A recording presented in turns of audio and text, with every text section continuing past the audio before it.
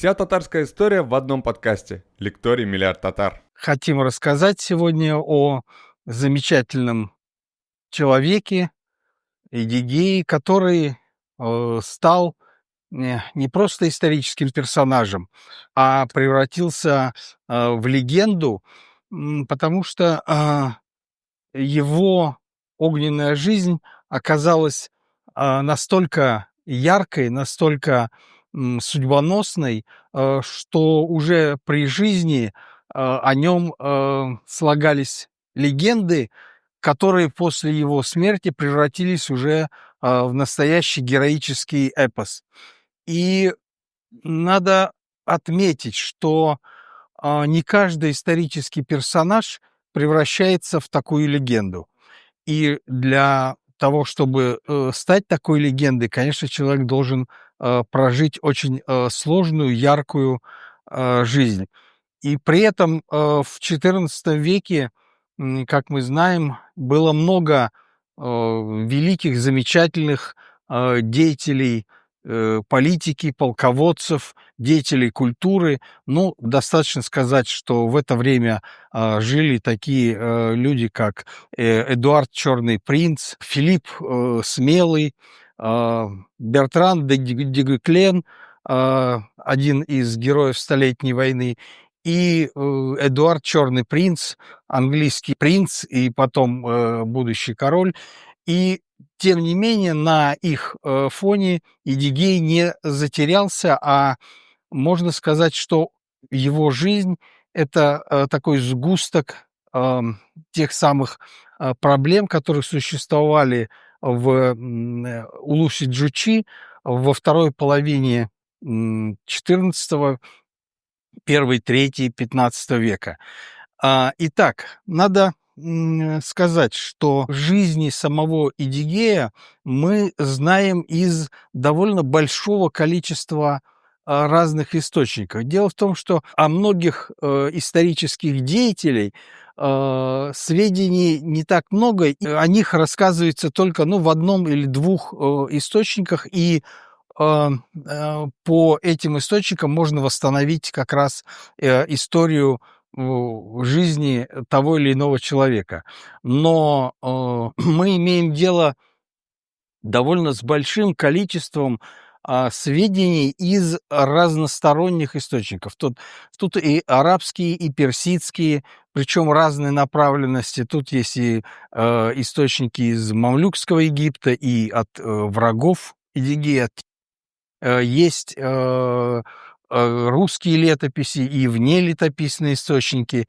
Есть, в конце концов, даже западноевропейские авторы. Ну, например, вот обложка этой книги – это обложка книги замечательного человека, воина Шильдбергера, который попал в плен к туркам после поражения в битве под Никополем, долго скитался, был в плену то у турок, потом у Тимура, потом попал к Эдигею и сам встречался, разговаривал с ним, а после его смерти вернулся в Германию, где написал очень интересные записки. То есть жизнь Эдигея оказалась рассмотрена с разных точек зрения, и это позволяет нам, действительно как-то посмотреть на эту личность с разных сторон.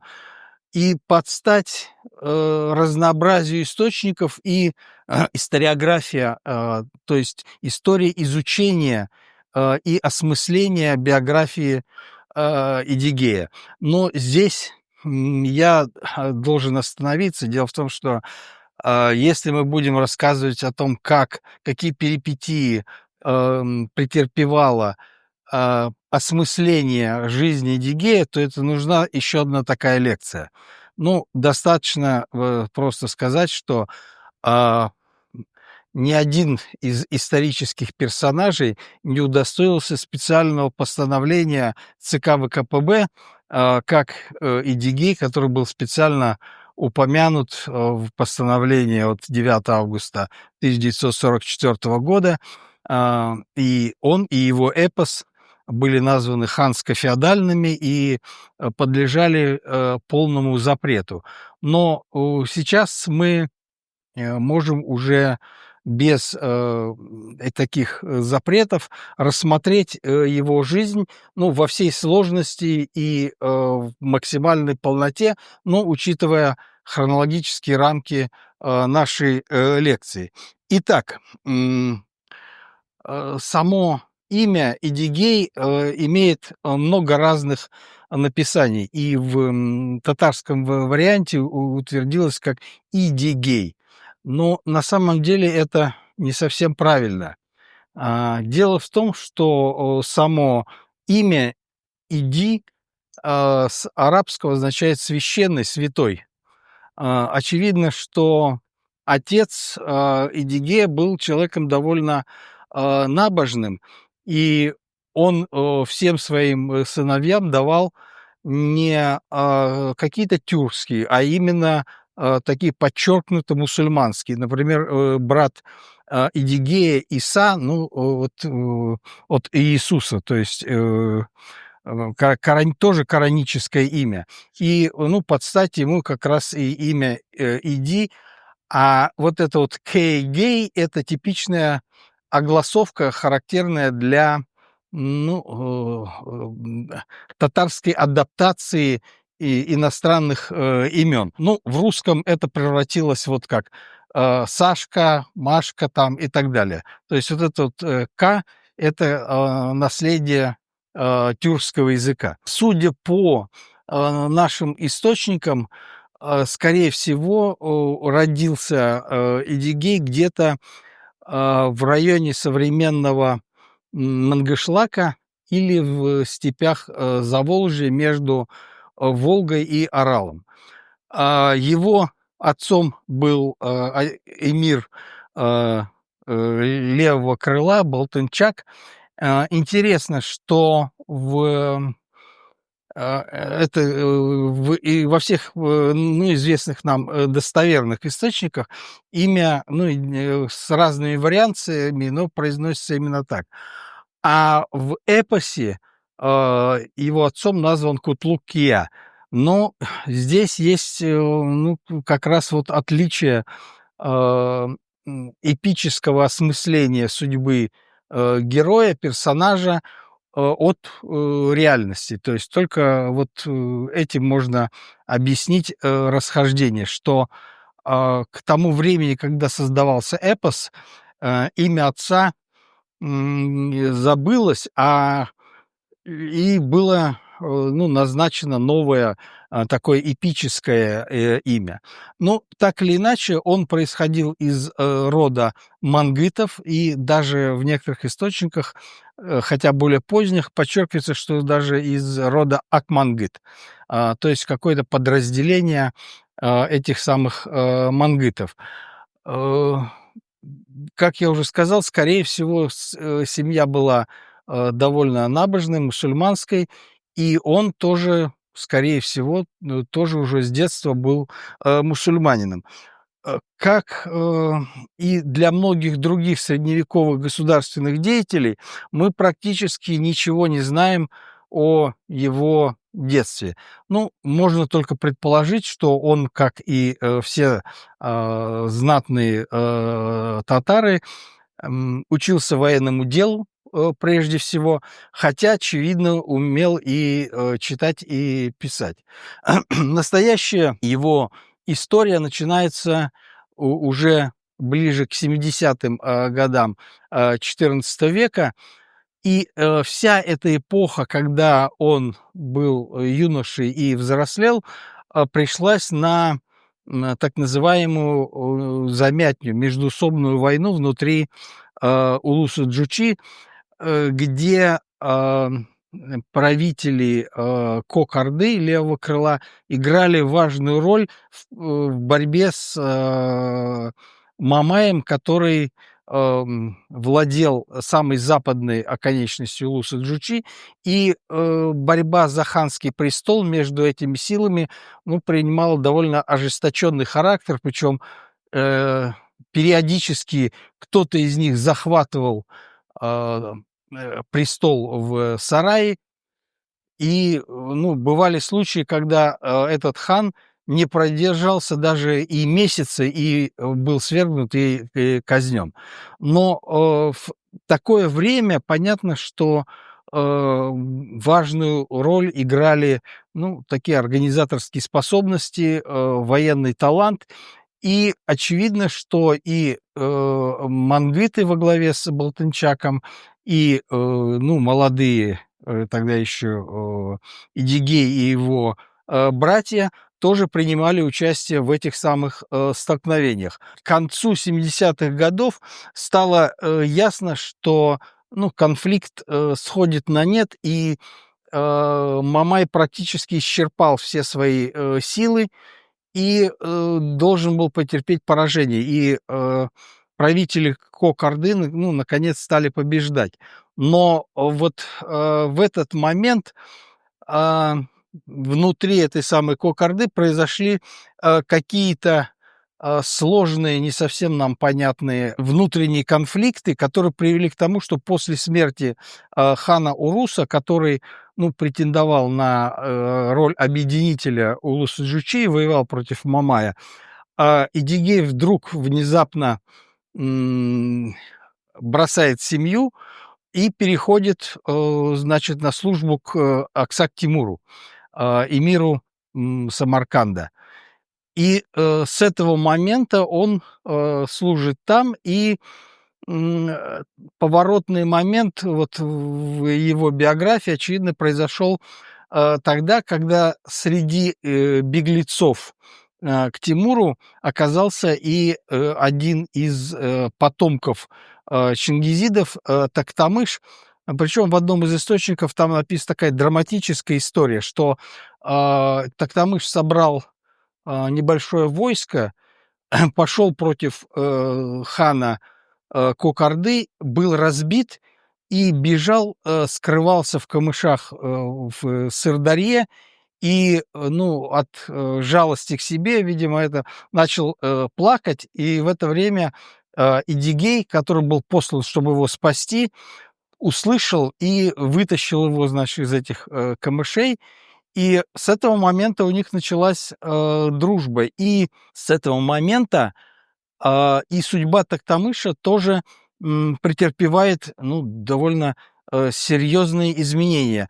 Вместе с Эдигеем они, заручившись поддержкой и военной поддержкой Тимура, вторгаются в Кокорду, захватывают столицу Сыгнак, потом захватывают, ну, собственно, родовые владения самого Эдигея и провозглашают ханом Токтамыша.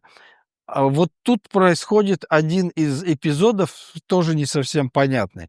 В некоторых источниках говорится, что отец Идигея, поскольку был соратником ханов Кокорды, ну, в частности, вот последнего Тимур-Мелика, он был казнен пришедшим к власти вновь Токтамышем.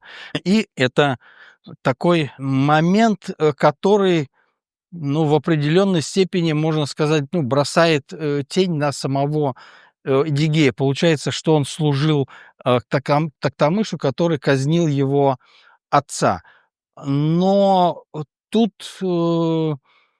такая, видимо, дилемма не стояла перед теми людьми. Например, те же братья Эдигея, тот же, например, Иса, точно так же служили Токтамышу. То есть а, то ли это сведения передает какие-то слухи, э, может быть, легендарные, то ли все-таки это ну, такой конфликт, который мог быть разрешен только самым радикальным образом. И, например, в эпосе мы тоже видим вот этот самый конфликт, когда, ну, там это все обрамлено такими легендарными событиями, но отец, легендарный отец Эдигея тоже погибает от рук Токтамыша. И э, как будто бы Эдигей после этого начинает вынашивать месть.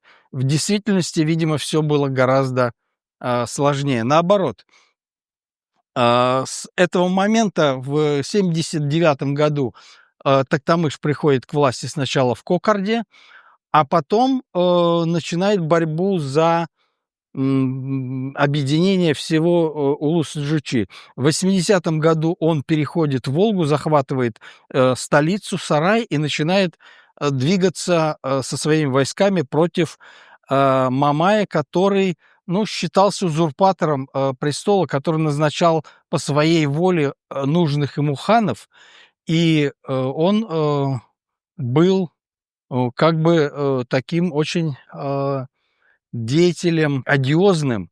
К этому времени, если мы вспомним, он уже потерпел поражение в битве на Куликовом поле и был явно ослаблен. И его военная мощь и его харизма, видимо, потерпели, ну, то же самое упадок. И источники, в том числе русские летописи, пишут, что когда встретились войска Мамая и Токтамыша, битвы не произошло. Просто эмиры, которые служили Мамаю, просто сошли с коней и преклонили колени перед Токтамышем. А Мамай вынужден был бежать в Крым, в город Кафу к генуэзцам, ну, где генуэзцы не хотели ссориться с новым законным ханом и убили его. Ну, собственно говоря, вот на этом история Мамая заканчивается, а история Токтамыша наоборот, только начинается. Он становится ханом, первым ханом, который за 20 лет объединил страну, и против него практически не было никаких противников. Через 2 года он захватывает Москву и принуждает московских князей опять платить дань Орде. И получается, что он не только восстановил могущество государства, но и начал проводить такую самостоятельную политику. И казалось бы, что здесь открывается у него, у Едигея, путь к блестящей карьере. Но на самом деле именно в этот момент Эдигей делает опять довольно резкий поворот в своей судьбе и начинает организацию заговора против Токтамыша, намереваясь свергнуть его с престола. Ну, психологически, возможно, это можно понять, если представить, что, например, Эдигей считал, что его обошли при том, когда распределялись места у трона, что его и его род мангитов был отодвинут от власти, и он считал, что это несправедливо. И в гораздо более поздних источниках уже XVIII века есть такой драматичный рассказ, как это все происходило. Якобы Токтамыш узнал о заговоре и послал своих нукеров захватить Эдигея. Но он не сопротивлялся, сказал: давайте, значит, вот пригласил их в юрту, поставил на стол кушанье и говорит: я сейчас соберу вещи, ну и, значит, сдамся хану, все. И пока, значит, они тут пировали, он в заднюю дверь вышел, разрезал, значит, часть полога юрты и сел на коня и сбежал. И бежал он опять к Тимуру. Тем самым, значит, получилось, что опять он стал собирать силы и готовясь воевать уже против Токтамыша. Ну и здесь происходит тоже один судьбоносный момент. Вместе с ним через какое-то время бежит и султан Тимур Кутлук. Тимур Кутлук был сыном Тимур-Мелика, последнего хана Кокарды, тоже чингизид, ну и который тоже, видимо, был довольно харизматичным. И, по сути, он, как и отец его отец и отец Эдигея должен был погибнуть от рук Токтамыша, когда тот пришел к власти. Он еще, видимо, был мальчиком, но тем не менее. Однако Эдигей, видимо, взял его под свое покровительство, и с этого момента они вместе с ним движутся по жизни и по карьерной лестнице. То есть Эдигей двигает Чингизида Тимур-Кутлука, поскольку он, как ни Чингизид, не мог занимать престол. И у них сложились такие вот отношения, как дядьки и ученика, такого племянника. В тюркском мире это называется аталычество, то есть когда один из влиятельных родственников играет роль наставника, учителя и помощника во всех делах, когда его подопечный достигает власти, то он, соответственно, тоже поднимается вместе с ним. Но в данный момент как раз произошло, что они, наоборот, оказались изгнанниками. В это время неумолимая логика событий ведет к тому, что Токтамыш вступает в войну против того же Тимура. Много есть этому объяснений, не только какие-то психологические. Некоторые авторы романов, в частности, Бородин «Звезды над Самаркандом», тоже он такие психологические этюды делает, что неблагодарный, значит, Токтамыш пошел против своего, значит, покровителя. Ничего подобного. Ничего подобного. Я думаю, что это все очень прагматично. Тимур захватил основные караванные пути, и Токтамыш должен был их вернуть, потому что без этого Улус-Джучи существовать не мог. В результате состоялся очень значительный и известный поход в 1391 году, который закончился битвой на Кондурче в районе современной Самары, буквально там в 20 километрах севернее Самары. Но вот что интересно, я почему эту карту привел? Тимур движется из Самарканда и Атрара, делает большой крюк, доходит почти до Иртыша, и после этого движется Хотя вот отсюда есть прямой караванный путь в сердце Улуса-Джучи. И он короче, и известнее, и во всех смыслах более благоприятный. Но есть одно но. Это земли, это вот как раз родовые земли Эдигея. И не он ли посоветовал Тимуру обойти его личные земли и совершить поход так, как было выгодно самому Эдигею. И действительно, после битвы на Кондурче Эдигей вместе с Тимур-Кутлугом изменяют Тимуру, возвращаются в Улус, значит, к мангытам, и образуют фактически полунезависимое государство. Через какое-то время Тохтамыш возвращается, побеждает всех своих противников, но не вступает в войну с Эдигеем. Война между Токтамышем и Тимуром продолжается, и уже в 1395 году в битве на Тереке опять побеждает Тимур и на этот раз разоряет города Золотой Орды. Вот здесь вот стрелочка нарисована так, на самом деле это неправильно. Поход был как раз по правой стороне Волги, а вот левую сторону Тимур не разорил. И даже столица Золотой Орды, Сарай, не была разорена. И это, очевидно, прямое следствие того, что это были владения Эдигея и Тимур-Кутлуга, которые они защищали и не дали Тимуру их разорить.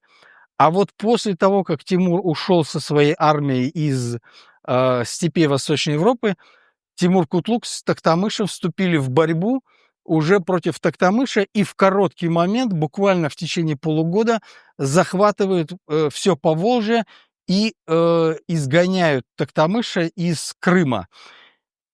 Токтамыш бежит в Литву к великому князю Витовту, собирает благодаря ему большое войско, ну, под предлогом того, что он становится вассалом Литвы, но просит по военной помощи. Витовт собирает большую армию, включает туда даже тевтонских рыцарей, русские полки из Смоленска, из Киева и польские из Волыни. И все эти войска движутся и встречаются с войсками Эдигея в битве на Ворскле. Я специально показал. Вот это Полтава, а вот битва на Ворскле. Если, ну, в смысле, наоборот, вот это самое Харьков, вот Полтава. Значит, фактически битва произошла в том же месте, где позднее, уже в 1709 году, произошла знаменитая Полтавская битва. Но до этого еще, значит, за больше чем 400 лет произошла другая знаменитая битва, в которой войска Эдигея начисто разгромили рыцарскую армию великого литовского воинства. Но это надо учитывать, что буквально через 10 лет этот самый Витовт разгромил войска Тевтонского ордена в битве при Грюнвальде. А здесь он потерпел сокрушительное поражение, хотя использовал даже пушки. И как раз вот в летописном своде русском как раз показано, что даже были пушки у противников Эдигея. Но тем не менее, после этого фактически Эдигей стал правителем государства. Единственное, что одна неприятность, что в этом же году умирает Тимур Кутлук. Есть предположение, что он получил серьезное ранение в битве на Ворскле. То есть победа была омрачена тем, что его ближайший помощник, человек, которому он был наставником и другом, погибает. Он назначает другого хана, тот через какое-то время начинает бунтовать, он его убирает, ставит нового, и в конце концов это приводит к тому, что Эдигей борется не только с внешними противниками, но и с внутренней оппозицией. Но надо сказать, что один из источников, причем испанский посол ко двору Тимура, который был в курсе вот этих самых политических дел, он прямо говорит, что Эдигей является реальным правителем Золотой Орды, и ханы при нем имели только имя, но не имели никакого политического значения. То есть можно сказать, что Эдигей в это время становится делателем ханов, то есть фактическим правителем. Ну и среди реформ он тоже продолжил реформы Токтамыша, стараясь развивать города, торговлю, и активно внедряет ислам. После его правления в степи уже никаких язычников нет. Все погребения уже археологически, так сказать, доказано, являются мусульманскими, и с этого момента ислам уже полностью распространяется среди всего населения Золотой Орды. Ну и он делает несколько очень серьезных внешнеполитических шагов и достигает успехов. Например, в 408-м он совершает большой поход на Москву, хотя не смог взять город из-за того, что у него не было артиллерии, но тем не менее он заставил Василия I платить дань Золотой Орде. И в 1406 году убивает хана Токтамыша, который скрывался в Сибири, и даже наносит поражение в Средней Азии Тимуридом, наследником самого великого Тимура. Однако внутри страны его ждет очень серьезная оппозиция. В 1410 году хан, которого он поставил, воспользовавшись тем, что сам Идигей отсутствовал в столице, собирает большое количество аристократов, собирает войско и объявляет Эдигея вне закона. Эдигей вынужден был бежать. В источниках-то написано, что, в общем, весь путь от Сарая до Хорезма происходили битвы, и Эдигей в меньшинстве отбивался от войска, потом и сумел уйти, и в это время начинается вообще буквально через каждый год меняется хан, приходят к власти сыновья Токтамыша, которые воюют и с ставленниками, ханами, ставленниками Эдигея, и между собой убивают брат брата буквально через каждый год. Все это привело к тому, что Эдигей время от времени совершает большие походы, намереваясь снова захватить власть в Золотой Орде, в частности, в 1416 году большой поход в Степное Причерноморье и даже разоряет Киев. Наносит опять поражение литовцам, но все равно не может закрепиться, отступает в свой улус.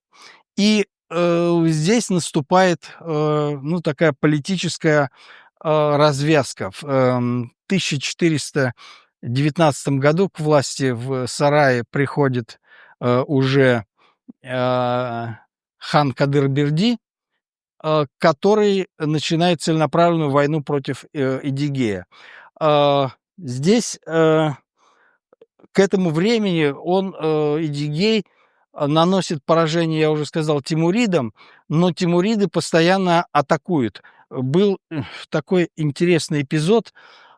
Тимуриды осадили Хорезм, и жители уже сопротивлялись, войска, которые там стояли, были небольшие, и они не могли сопротивляться уже. И они придумали такую хитрость. Они часть войск втайне вывели из города, а потом с трубами и знаменами, с развернутыми, ввели их в город и везде, распустили слух, что к городу пришел Эдигей для спасения. И тимуриды, когда услышали, что пришел сам Эдигей, свернули осаду и бежали в Самарканд. То есть встречаться с Эдигеем, в общем, никто не рисковал в открытом бою. Но, тем не менее, Кадыр-Берди начал на него наступление, и в разных источниках написано, что это какая-то фольклоризация, конечно, понятно. Потом она перекочевала и в эпос, что они встречались чуть ли не 30 раз, и никто не мог друг другу победить, и в конце концов в сражении гибнут оба, и Кадыр-Берди, и сам Эдигей. Так скорее всего, зимой 1419-1420 года завершилась эта яркая и беспрецедентная по политическому накалу судьба Эдигея. Понятно, что такая насыщенная, сложная, полная трагических поворотов, полная и предательства, и какого-то беззаветного героизма, мужества, и полководческого таланта, и попытки реформ, все это не могло не способствовать появлению множества легенд уже при жизни самого Эдигея. В некоторых источниках, которые написаны уже ближайшими современниками, но написаны чуть позже, уже имеют следы такой фольклоризации. Я рассказал про осаду Хорезма, но таких рассказов в источниках разбросано очень много. Ясно, что это не могло не вызвать существование каких-то отдельных рассказов, которые потом уже были собраны в единый героический эпос, который вот мы знаем, хотя сейчас уже известно около 70 списков этих самых вариантов, и Наки Санбет собрал и в некоторой степени дополнил определенной степени